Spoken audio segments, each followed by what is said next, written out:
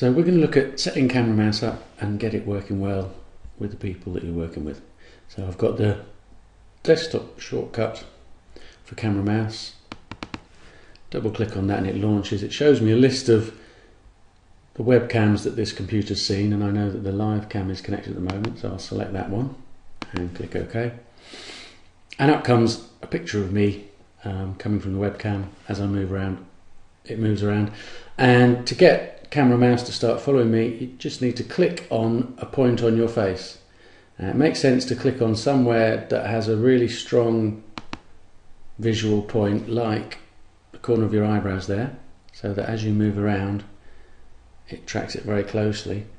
And after a couple of seconds of not moving the mouse, head mouse will automatically jump in and start controlling it from the camera feed. So as I'm moving my head now, the mouse is moving about. If I move the mouse, so I'm moving the mouse now, it's switched over to mouse control again, and head mouse has stopped tracking. I'm just going to change the point that it's tracking by clicking again, and if I wait for a couple of seconds, camera mouse will pick up again, and there you go, it's got it and is moving it about.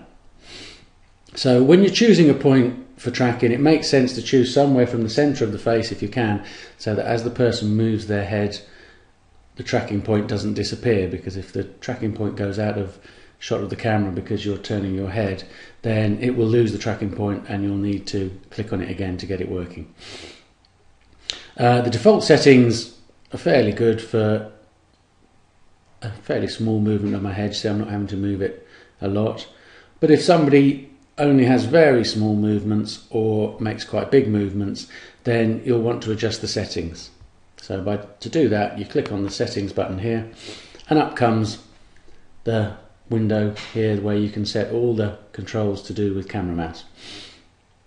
The really important ones, in order to make sure that people don't get too tired by having to work too hard to stay still or stretch too far to move stuff, are the horizontal and vertical gain here and smoothing. So horizontal gain and vertical gain translates how much movement your head does to how much movement the mouse does.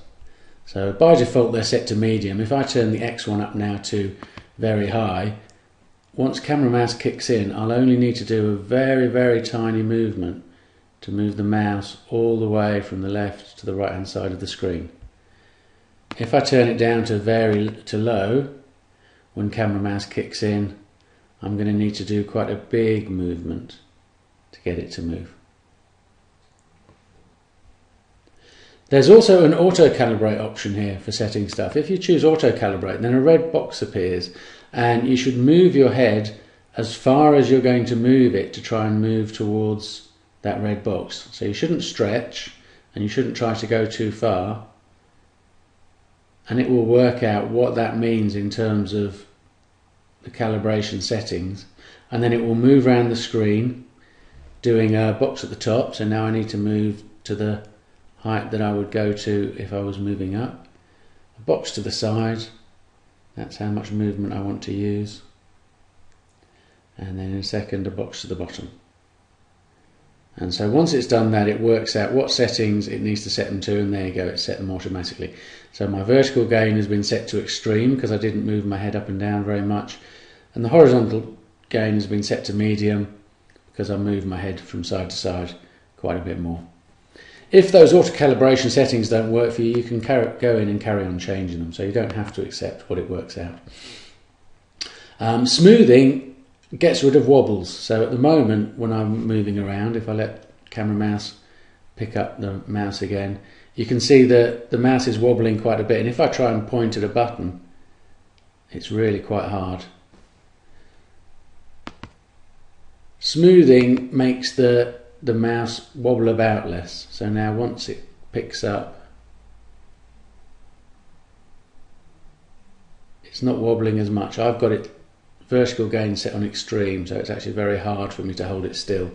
Let me turn that down a bit, but you'll see that the mouse is wobbling around much less. There you go, so I can happily get it to sit over that button, which is what I need to do. And setting the gain and smoothing is really critical to making sure that somebody's able to use it comfortably. It means they don't get as tired while they're using it, and they're able to control stuff well. Reversing horizontal movement just flips stuff over, depending on where your camera is and how that works. You might need to do that. Clicking gives you the option to set a dwell so that when you hold over a button it will click for a moment. So I've selected clicking, it's going to do it after 1 second, and it's going to play a clicking sound when it does. So I'm going to go to the setting buttons there, and you hear the click. That was it selecting that. So there we go.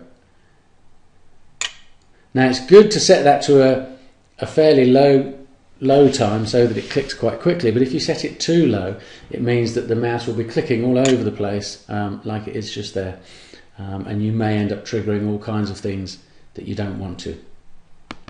The exclude box here gives you the option to not let camera mouse take the mouse into certain parts of the screen. So I'm going to exclude the bottom 10% of the screen. What that means now is when camera mouse picks up, I'll try and go down, and the mouse has stopped now. No matter I'm moving my head further down, it's not going any lower.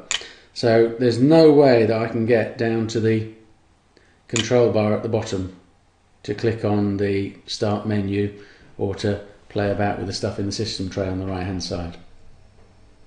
So it can be really useful to stop somebody from navigating away into the depths of the system if you don't want them to be able to do that.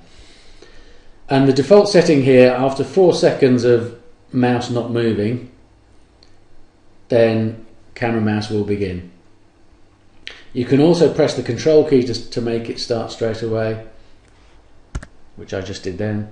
Press the control key again, it goes off. So you can toggle it on and off, or it automatically picks up, and you can deselect any one of those. You can also get it to play a sound so that you know that camera mouse has clicked in and taken over.